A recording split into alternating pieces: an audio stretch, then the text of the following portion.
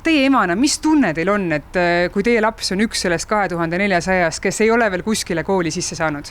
No ikkagi väga ärev tunne on, et laps tahab õppima minna, et seadus on pandud, et kuni 9 täisekäsvanuseks peab õppima, aga lihtsalt ei saa kuskile sisse. Päris kohutav. See on nagu väga-väga piinav, et see lihtsalt nagu sööb sind nagu seest ära täielikult, see on kohutav, see on julm. Haridusministeerium pikendas alates sellest õppeaastast õppimiskohustust 18. eluaastani. See tähendab seda, et iga põhikooli lõpetaja peab oma haridusteed jätkama kas gümnaasiumis või kutsekoolis. Sigridi tütar Laura proovis suve algul sisse saada Tartu rakenduslikku kolledžisse, kuid jäi ukse taha.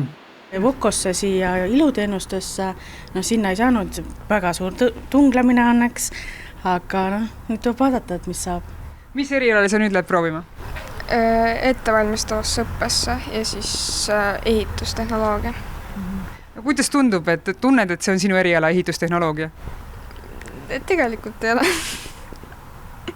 Pärast põhikooli lõpetamist valikuid väga ei olnud. Olid ainult sundvalikud ja poeg siis Kristjan otsustas minna siis õppima seda, mida läksid sõbrad õppima.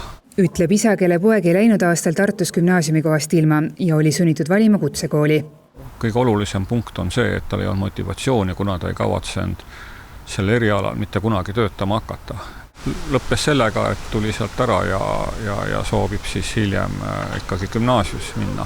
Jah, võib-olla see ei ole selle noore lemmikvalik, aga need on ikkagi erialad, mis pakuvad talle päriselt tööd, teenistust, et oma elus paremini hakkama saada. Aga kui ütleb, et ei lähe kunagi sellele erialale tööle, kas ei ole nagu raisatud raha? Seda me selle lapse eest nüüd otsustada ei saa. Kui me rõhutame pidevalt, et Eesti tulevik on tark ja haritud rahvas, siis miks ei luba meie haridussüsteem kõigil põhikooli lõpetajatel, kes seda soovivad, oma õpinguid gümnaasiumis jätkata? Et miks nagu siis ei ole neid kohti, et laps tahaks õppida, aga ei saa. Lihtsalt ei anta võimalust. Konkurents on suurem, aga siiski kõikidele on keskhariduse omandamine täiesti võimalik ja kohad on olemas, et tuleb lihtsalt teha neid valikuid ja tuleb teha neid valikuid nende võimaluste piires, mis kättesaadavad on.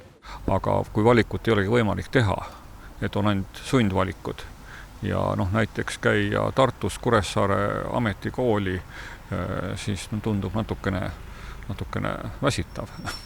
Tartu rakenduslik kolledž tegi uueks õppeaastaks juurde 200 uut õppekohta. Nii saab kool tänavu vastu võtta umbes 1000 põhikooli lõpetajat. Ja mõned vabad kohad veel on, ütleb direktor.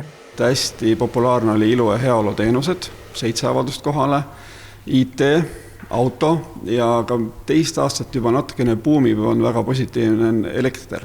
Vaba ruumi on võib-olla natukene minu jaoks üllatuslik. Varasemad aastad on nii-öelda need tehnika erialad, on see mehatroonika või keevitus, metallitööd, tööstuse, digitehnoloogia, robootika, kõik väga huvitavad vajalikud erialad, et seal on veel ruumi. Kuidas need tulemused varasematel aastatel on olnud, et kui palju nendest õpilastest, kes VOKO lõpetavad, lähevad tegelikult edasi kõrgkooli? Siiamaani on see protsent olnud suhteliselt tagasihoidlik, seal 6% juures, aga see on nüüd põhimõtteliselt olnud ka selle ühe reformi mõte, et anda inimestele rohkem võimalusi, et nad ise valivad peale lõpetamist, kas nad lähevad tööle või lähevad edasi kõrgharidusesse õppima. Aga mis küsimus või mis ettepanek oleks sulle haridusministrile, kui sa nüüd vaatad seda enda kolleege koolist ja kõiki neid 9, kes tõesti meeleheitel praegu on ja ei tea, mis neist saab? No öelda seda, et palun ärge tehke niimoodi enam järgmine aasta, et see on nagu suur palve. Et see lihtsalt jätab nagu väga suure jälje inimeste sisse.